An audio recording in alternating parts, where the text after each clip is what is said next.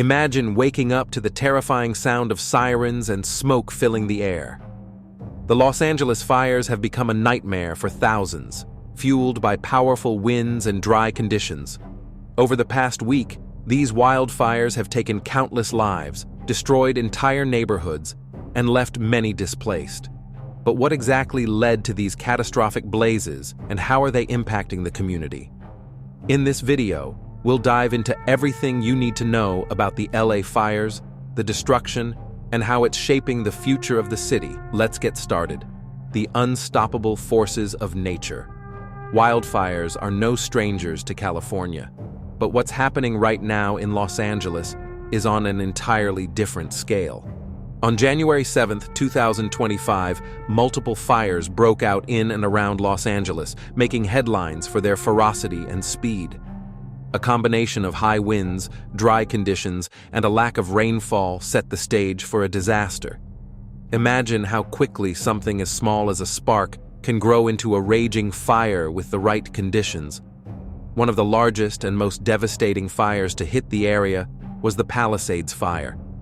This fire started in Pacific Palisades, a beautiful but vulnerable neighborhood in Los Angeles, and spread rapidly, destroying thousands of acres of land and over 5,300 homes. As of mid-January, the fire had reached 23,713 acres, and only 27% of it had been contained. To give you some perspective, that's roughly the size of New York City's Central Park being turned into a charred wasteland. How the fires spread across LA. These fires didn't stay in one place. Once the Palisades Fire was raging, another fire ignited nearby in a national forest north of the city. This was the Eaton Fire, which expanded to over 14,000 acres, affecting more than 7,800 structures. The Eaton Fire was only 55% contained at its worst. Fires like these spread quickly, and with every gust of wind, the flames move faster.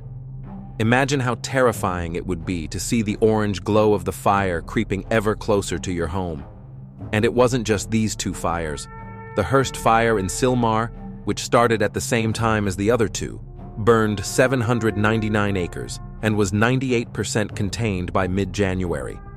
Meanwhile, in Ventura County, the Auto Fire started almost a week later, but still managed to cover 61 acres before it was 85% contained.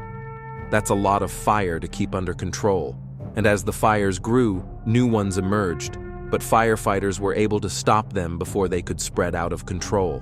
Thankfully, these were all contained by Sunday evening, but not before burning a combined 1,539 acres.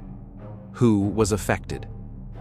The Los Angeles fires have affected thousands of people, with nearly 200,000 individuals initially placed under evacuation orders as the fires raged across the region.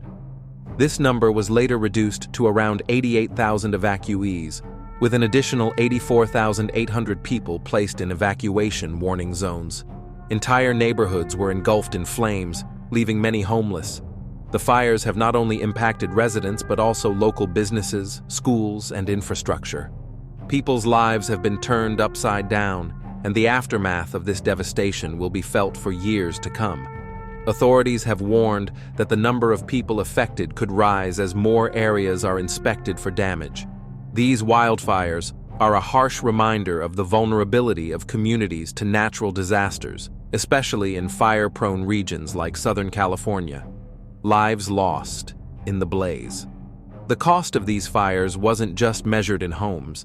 As of mid-January, at least 27 people had lost their lives in the LA fires. Some died from the fires themselves, while others died while trying to protect their homes or help others escape. Among the worst-hit areas, the Eaton Fire claimed 17 lives, and the Palisades Fire took another 10. The county's medical examiners were still working to identify the victims, and officials warned that the death toll could rise as they continued their investigations. In addition to the deaths, there were also numerous injuries. Firefighters and residents alike were injured as they battled the flames. Los Angeles County Fire Chief Anthony Marone mentioned that many of those who didn't evacuate in time suffered severe injuries, which could have been avoided if they had left when the orders were given. The economic impact. While human lives are always the primary concern, the economic impact of these fires is staggering. Early estimates suggest that the insured losses could exceed $20 billion, with total economic losses possibly reaching $50 billion. To put this into perspective, the Camp Fire in 2018, the previous costliest fire in U.S. history, resulted in about $12.5 billion in damages. These fires are already far surpassing that number. It's not just the homes and businesses that are affected, but the entire city. As Los Angeles struggles to recover, these fires will leave a lasting mark on the economy, the real estate market, and the lives of the residents. Rebuilding efforts will take years, and the scars will remain long after the flames have been put out. The cause: what sparked the fires? You might be wondering, what exactly caused these fires? Officially, the cause is still under investigation, but many factors played a role in the fires spreading so rapidly. Southern California has been in a drought for months, with less than 10% of the usual rainfall since October. Dry vegetation and dead brush created a perfect fuel for the flames. And then there were the winds, strong gusts of 70 miles per hour, which turned the smallest flame into an uncontrollable blaze. The National Weather Service issued red flag warnings, urging everyone in the area to stay on high alert. Climate change also plays a part. Climate scientist Daniel Swain explained that California's weather has been shifting between extreme drought and heavy rainfall in recent years. These drastic swings make the state more vulnerable to wildfires, as the vegetation is either dried out or overgrown, both of which contribute to the spread of fire. What's being done to fight the fires? So, what's being done to stop the fires? Thousands of firefighters from all over the country have been working tirelessly, battling the flames from the ground and from the air. Firefighters have used fire retardant drops to slow the fire's spread and protect nearby areas.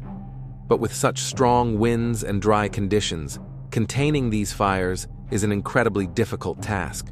Emergency response teams have been doing everything in their power to evacuate residents and keep them safe. Additionally, the government has stepped in, providing support to those affected by the fires. The National Guard has been deployed to assist with evacuations, while aid organizations have been working to provide food, shelter, and medical assistance to those displaced by the fires. The future. Will these fires keep coming? With wildfires becoming a more frequent and intense problem in California, many are asking what the future holds. As climate change continues to affect the weather patterns, it's likely that we'll see more fires in the years to come. The question now is not just how to fight the fires, but also how to prevent them in the first place. For people living in fire-prone areas, preparing for a wildfire is becoming increasingly important.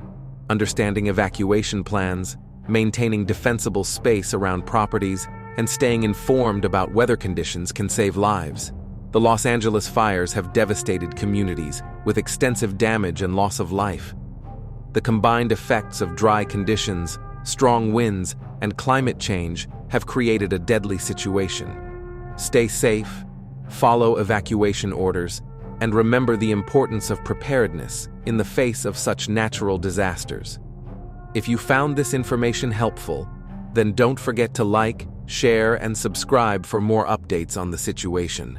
Until next time, stay safe and stay prepared. Thank you for watching.